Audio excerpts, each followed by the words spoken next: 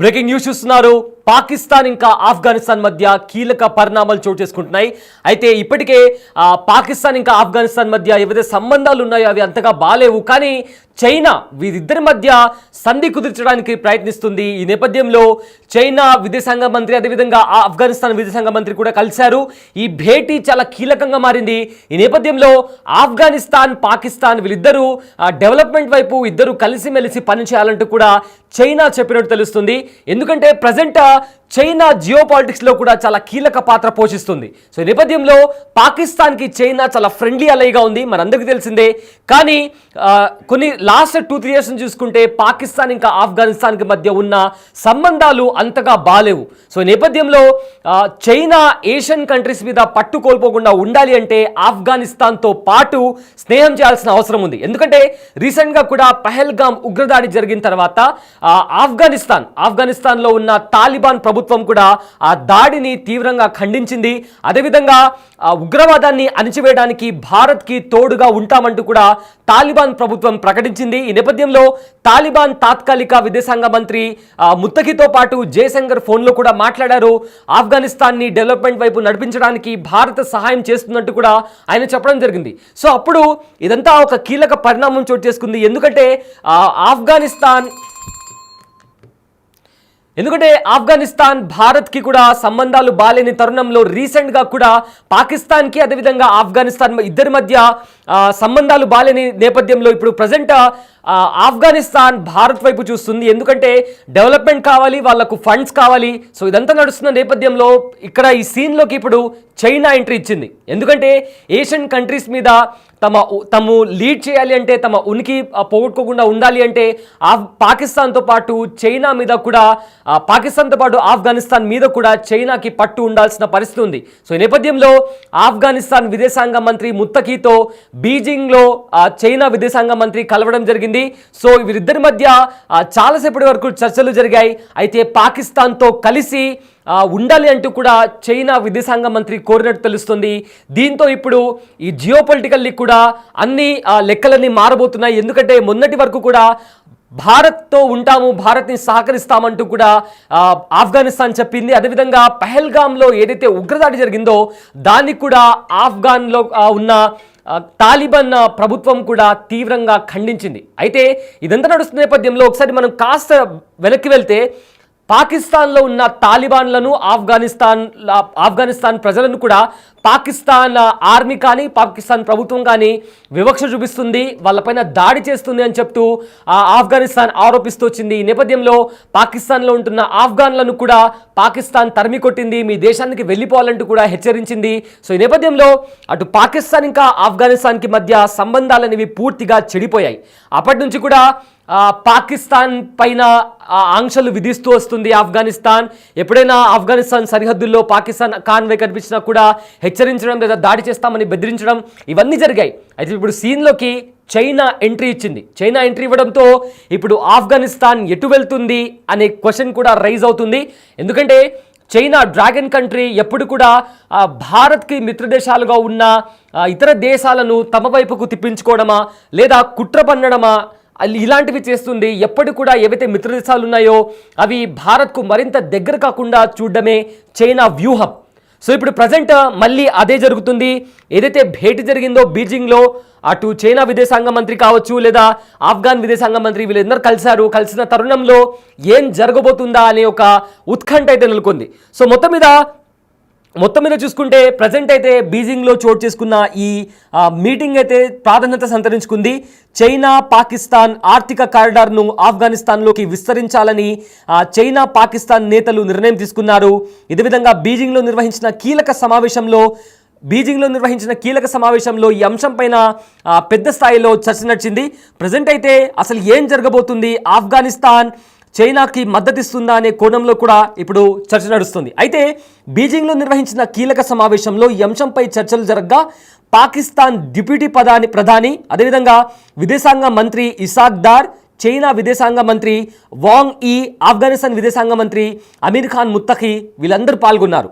So ఈ సమావేశంలో సిపెక్ విస్తరణపై ఏదైతే నిర్ణయం ఉందో ఆ నిర్ణయం తీసుకున్నట్లు కూడా పాకిస్తాన్ విదేశాంగ మంత్రి అధికారికంగా వెల్లడించారు. అయితే ప్రజెంట్ పాక్ డిప్యూటీ ప్రధాని ఇసాక్ దార్ 3 రోజుల చైనా పర్యటనలో భాగంగా బీజింగ్లో ఉన్నారు. భారతదేశం నిర్వహించిన ఆపరేషన్ సింధూర్ అనంతరం పాకిస్తాన్కి వెళ్లారు.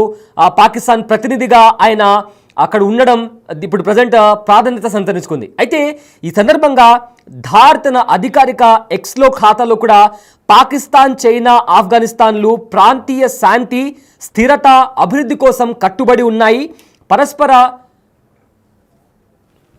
అయితే ప్రజెంట్ దీనికి సంబంధించి కూడా మొత్తం ప్రాధాన్యత సంతరించుకుంది. సో ఇదే అంశానికి సంబంధించిన మరింత సమాచారం మా ప్రతినిధి శివ అందిస్తారు. శివ, ప్రజెంట్ అయితే చైనా, పాకిస్తాన్, ఆఫ్ఘనిస్తాన్కి సంబంధించిన ప్రతినిధులు కలుసుకున్నారు. దీనికి సంబంధించి వాళ్ళు బార్డర్ దగ్గర కూడా శాంతియుతంగా ఉండాలని కూడా చర్చ జరిగింది. సో మొత్తం ఏం జరుగుతుంది భారత్ ఇంకా చైనా మధ్య, అదేవిధంగా ఇప్పుడు ఆఫ్ఘనిస్తాన్, పాకిస్తాన్ మధ్య కూడా చైనా వచ్చి చేరింది. సో దీన్ని ఎలా చూడొచ్చు అండ్ ఫర్దర్గా ఏం జరగబోతుంది? సంబంధించి పాకిస్తాన్, ఆఫ్ఘనిస్తాన్, చైనా 3 దేశాలకు సంబంధించిన మంత్రులు కీలకంగా సమావేశమయ్యారు. ఏదైతే పాకిస్తాన్ అలాగే ఆఫ్ఘనిస్తాన్ మధ్య సయోధ్య కుదిర్చే విధంగా కూడా కీలక పరిణామాలను చోటు చేసుకుంటే దానికి సంబంధించి చైనా ఇద్దరి మధ్య సయోధ్య కుదిర్చి ఇద్దరు కూడా కలిసిమెలిసి ఉండాలి, ఇద్దరు ఆర్థికంగా కానీ ఇతర విషయాల్లో కూడా సహకరించుకోవాలి అనేది ప్రధానంగా భావించి చైనా వారిద్దరిని మధ్య సయోధ్య కుదిర్చే విధంగా కూడా చర్చలు జరుపుతున్నారు. ఇద్దరు కూడా ఒకరికొకరు పరస్పరం సహకరించుకోవాలి, 2 దేశాల అభివృద్ధికి అనేది కూడా వారిద్దరు నిర్ణయించుకున్నట్టు కూడా తెలుస్తోంది. దానిలో భాగంగానే చైనా చొరవ తీసుకుని 2 దేశాలను కలపాలి, ఇద్దరి మధ్య శత్రుత్వం ఉండకుండా, ఎటువంటి విభేదాలు లేకుండా సమన్వయం చేసుకుంటూ దేశ అభివృద్ధికి ఇద్దరు కూడా కలిసి పనిచేయాలి, ఒకరికొకరు సహకరించుకోవాలనేది కూడా ప్రధానంగా చైనా ఇద్దరి మధ్య ఒక సయోధ్య కుదిర్చినట్లుగానే ప్రజెంటు తెలుస్తుంది. కానీ అది ఎంతవరకు నిలకడగా ఉంటుంది, ఈ సయోధ్య కానీ ఈ ఫ్రెండ్షిప్ కానీ ఎన్ని రోజులు కొనసాగుతుంది అనేది కూడా వేచి చూడాల్సింది. అదే గత కొంతకాలంగా మనం చూస్తే కనుక ఆఫ్ఘనిస్తాన్కు మరోవైపు పాకిస్తాన్కు మధ్య విభేదాలు కొనసాగుతున్నాయి. రీసెంట్గా ఏదైతే పెహల్గాంలో ఉగ్రవాదుల దాడి జరిగిన తర్వాత ఆపరేషన్ సింధూర్ చేపట్టే క్రమంలో కూడా భారత్తో ఇటు ఆఫ్ఘనిస్తాన్కి సంబంధించిన తాలిబాన్ మంత్రి కూడా చర్చలు జరిపారు. భారత్తో స్నేహంగా ఉంటామంటూ కూడా ఇటు గతంలో చర్చించినట్లుగా కూడా తెలుస్తూ ఉంది. కానీ ఇప్పుడు మళ్ళా ఇటు ఆపరేషన్ సింధూర్ తర్వాత ఇటు సింధు నది జలాలను కూడా భారత్ విరమించుకుంది పాకిస్తాన్కి వెళ్లకుండా. మరోవైపు ఇటు తాలిబాన్ కూడా నీటిని ఇవ్వకూడదు అనే ఒక నిర్ణయం కూడా తీసుకున్నట్టు తెలుస్తుంది. ఆఫ్ఘనిస్తాన్లో 2 పెద్ద డ్యామ్లు కూడా నిర్మిస్తూ ఉంది. ఈ నేపథ్యంలోనే పైనుంచి ఎగువ నుంచి వచ్చే వాటర్ అంతా కూడా డ్యామ్ల ద్వారా నిలిపివేసి పాకిస్తాన్కు నీరు ఇవ్వకూడదు అనేది కూడా ఆఫ్ఘనిస్తాన్ భావించిన నేపథ్యంలో భవిష్యత్తులో నీటి కష్టాలు మరింత ఎక్కువయ్యే అవకాశం ఉందని భావించిన పాకిస్తాన్ ఒకవైపు సింధు నది జలాలు పాకిస్తాన్కు రావడం లేదు భారత్ నుంచి, మరోవైపు పైనుంచి ఎగువ ప్రాంతాల నుంచి ఎగువ దేశాల నుంచి వచ్చే నీరు ఏదైతే ఉందో దాన్ని ఆఫ్ఘనిస్తాన్ నిలిపివేయడం ద్వారా డ్యామ్స్ ద్వారా మరింత నీటి ఇక్కట్లు ఎదురయ్యే అవకాశం ఉంటుంది. కాబట్టి ఇప్పుడు వేరే ఆప్షన్ లేదు అనేది కూడా భావించిన పాకిస్తాన్ చైనా సహకారంతో 2 దేశాల మధ్య సయోధ్య కుదుర్చుకోవాలి, ముగ్గురు కూడా కలిసి పని చేయాలనేది కూడా ప్రధానంగా నిర్ణయించుకున్నారు. దానిలో భాగంగా ముందుగా పాకిస్తాన్, ఆఫ్ఘనిస్తాన్ 2 కలిసి ఉంటేనే దాని రెండింటి ద్వారా తనకు లబ్ధి చేకూరుతుంది అనేది కూడా చైనా భావిస్తుంది.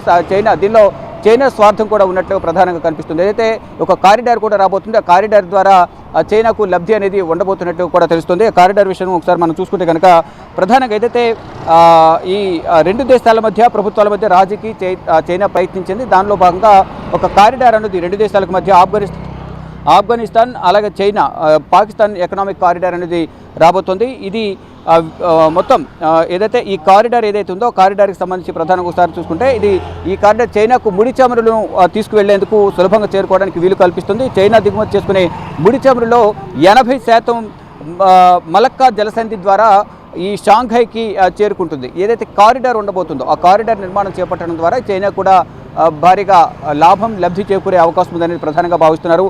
ఈ ఆర్థిక కారిడార్ ద్వారా చైనా అరేబియా సముద్రం మరియు హిందూ మహాసముద్రంలోకి ప్రవేశించాలని కూడా చైనా కోరుకుంటుంది. దానిలో భాగంగానే ఈ ఇద్దరి మధ్య సయోధ్య కుదర్చాలి, దాని ద్వారా చైనా కూడా లబ్ధి పొందాలని ఒక అభిప్రాయాన్ని వ్యక్తం చేస్తుంది. ఇప్పటికే యుద్ధం సమయంలో పాకిస్తాన్కు చైనా సహకరిస్తోంది.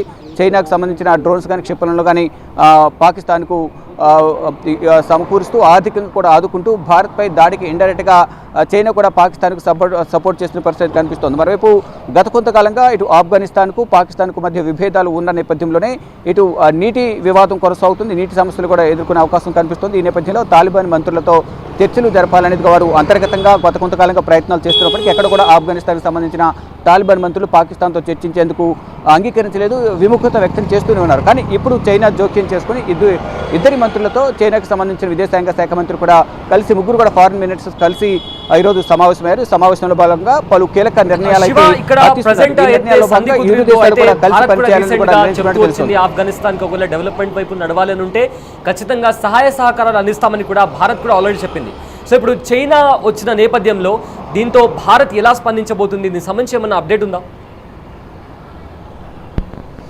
రైట్, ఇప్పుడు ఈ ముగ్గురు కూడా ప్రధానంగా సమావేశమైన నేపథ్యంలో ఇటు భారత్ చర్యలు ఏ విధంగా ఉంటాయనేది కూడా వేచి చూడాల్సింది. అంటే స్వయానా వారే తాలిబాన్ మంత్రి గతంలో ఇటు పాకిస్తాన్ భారత్ మధ్య వివాదం కొనసాగుతున్న నేపథ్యంలో ఇటు ఏదైతే శత్రుత్వం ఉందో పాకిస్తాన్తో ఆ శత్రుత్వాన్ని ప్రధానంగా భారత్ ఆఫ్ఘనిస్తాన్ కలిసి పనిచేద్దాము, పాకిస్తాన్తో మాకు విభేదాలు ఉన్నాయి, మీ స్నేహం మాకు కావాలి, అన్ని విధాలు మీ సహాయ సహకారాలు కావాలంటూ కూడా భారత్ వద్దకు వచ్చి ఇటు భారత్కు సంబంధించిన అధికారులతోనూ మంత్రులతోనూ కూడా సంప్రదింపులు జరిపినట్లుగా తెలుస్తుంది. దానికి సంబంధించి గతంలో ఈ సమాచారం అయితే అందరికీ ఉంది. కానీ ఇప్పుడు మళ్ళా చైనా జోక్యంతో చైనా చొరవతో రెండు దేశాలను మంత్రులను కలిపి సామరస్యపూర్వకంగా రెండు దేశాల అభివృద్ధికి సహకరించుకోవాలనేది కూడా ఒక నిర్ణయం అయితే తీసుకున్నట్లుగా తెలుస్తుంది. దీనికి సంబంధించి అధికారికంగా వెల్లడించాల్సిన అవసరం అయితే ఉంది. కానీ మరోవైపు దీనికి సంబంధించి ఎన్ని రోజులు అనేది ఇది చూడాల్సి ఉంది. ఈ సఖ్యత కానీ సయోధ్య కానీ కుదిర్చిన నేపథ్యంలో ఇద్దరు కలిసిమెలిసి ఎన్ని రోజులు ఉంటారు, అభిప్రాయ భేదాలు రాకుండా ఉంటాయా, తర్వాత ప్రభుత్వాల్లో చర్చించుకోవాల్సిన అవసరం ఉంటుంది. గతంలో జరిగిన పరిణామాలు కూడా ఒకసారి మళ్ళా చర్చించుకుంటారు. ఇది ఎన్ని రోజులు నిలిచి ఉంటుంది అయోధ్య అనేది కూడా వేచి చూడాల్సింది. దీనికి సంబంధించి భారత్ ఇప్పటివరకు ఎటువంటి అధికారిక ప్రకటన కానీ ఎటువంటి అధికారికంగా మాట్లాడిన దాఖలాలు అయితే కనపడడం లేదు. కానీ ఆఫ్ఘనిస్తాన్ పాకిస్తాన్ కలవడం అనేది చైనాకు ఎంతవరకు ఉపయోగకరంగా ఉంటుంది అనేది కూడా వేచి చూడాల్సింది. కానీ చైనా మాత్రం స్వార్థంతోనే ఈ రెండు దేశాలను కలుపుతుంది. ఒక కారిడార్ రావడం ద్వారా ముడి చమురు కానీ ఇతర కార్యకలాపాలు నిర్వహించుకోవడానికి చైనాకు ఉపయోగకరంగా ఉంటుంది. ఒకవైపు అర్థాన్ని కలిపినట్లు ఉంటుంది, ప్లస్ వీరికి కూడా ఉపయోగకరంగా ఉంటుంది అనేది కూడా ప్రధానంగా చైనా భావిస్తుంది. దానిలో భాగంగానే ఫారిన్ మినిస్టర్స్ అందరూ కూడా మూడు దేశాలకు సంబంధించిన ముగ్గురు మంత్రులందరూ కూడా సమావేశమై ఒక నిర్ణయం అయితే తీసుకున్నట్టు తెలుస్తుంది. అంతర్గతంగా కూడా మరికొన్ని కీలక నిర్ణయాలు కొన్ని ఇద్దరు కూడా అభిప్రాయాలు వ్యక్తం చేసుకుని షేర్ చేసుకుని భవిష్యత్తులో అందరూ కలిసిమెలిసి ముందుకు వెళ్ళాలి అనేది కూడా ఒక నిర్ణయానికి అభిప్రాయానికి వచ్చినట్లుగానే ఒక సమాచారం అయితే అందుతుంది. దీనికి సంబంధించి అధికారికంగా కొన్ని కీలక నిర్ణయాలు కూడా తీసుకున్నట్టు దానికి సంబంధించి ఒక ప్రకటన అయితే వెలువడాల్సిన పరిస్థితి ఉంది. Syed right, thank you Shiva, thanks for the update. అయితే ప్రజెంట్ ఆఫ్ఘనిస్తాన్ పాకిస్తాన్ అదేవిధంగా చైనా వీళ్ళు ముగ్గురు మధ్య ఒక మీటింగ్ నడిచింది. సో దీంట్లో కూడా పాకిస్తాన్ ఆఫ్ఘనిస్తాన్ చైనాకి సంబంధించిన విదేశాంగ మంత్రులు కూడా పాల్గొన్నారు. అయితే దీంతో ఎవరైతే పాకిస్తాన్కి సంబంధించిన అధికార ప్రతినిధి ధార్ తన అధికారిక ఎక్స్లో కూడా ఆయన ట్వీట్ చేయడం జరిగింది. పాకిస్తాన్ చైనా ఆఫ్ఘనిస్తాన్లు ప్రాంతీయ శాంతి స్థిరత అభివృద్ధి కోసం కట్టుబడి ఉన్నాయి. పరస్పర దౌత్య సంబంధాలు బలపరచడం, కమ్యూనికేషన్ను మెరుగుపరచడం, అభివృద్ధికి సహకరించడం వంటి అంశాలు కీలకంగా ఉన్నాయి. ఈ నేపథ్యంలో సిపెక్ను ఆఫ్ఘనిస్తాన్ వరకు విస్తరించేందుకు మేము అంగీకరించామని కూడా తెలిపారు. అయితే ఈ మూడు దేశాల విదేశాంగ మంత్రుల మధ్య మరొక సమావేశాన్ని ఆఫ్ఘనిస్తాన్ రాజధాని కాబూల్లో నిర్వహించాలని కూడా ఈ సందర్భంగా నిర్ణయించారు. ఇక సిపెక్ ప్రాజెక్ట్ పై భారత్ వ్యతిరేకత వ్యక్తం చేస్తుంది. దాదాపు 60 బిలియన్ల వ్యయంతో చేపట్టిన ఈ ప్రాజెక్టులో పాకిస్తాన్ ఆక్రమిత కాశ్మీర్ ప్రాంతం భాగంగా ఉండడం ఇందుకు ప్రధాన కారణంగా చూడొచ్చు. అయితే చైనా నుండి పాకిస్తాన్లోని బలూచిస్తాన్ రాష్ట్రంలోని గ్వాదర్ పోర్ట్ వరకు కూడా సాగే సిపెక్ మార్గంలో వ్యూహపరంగా ఎంతో కీలకంగా మారబోతుంది. అయితే చైనా నౌకలు పర్షియన్ గల్ఫ్ మార్గం ద్వారా గ్లోబల్ ఎగుమతికి సంబంధించి ఇంపోర్ట్ ఎక్స్పోర్ట్కి సంబంధించి కూడా అక్కడి నుంచే నిర్వహించేందుకు కూడా చైనాకు వీలవుతుంది. సో మొత్తం మీద చూసుకుంటే ఏదైతే ఇప్పుడు సమావేశం జరిగిందో దీని కారణంగా ప్రాధాన్యత సంతరించుకుంది.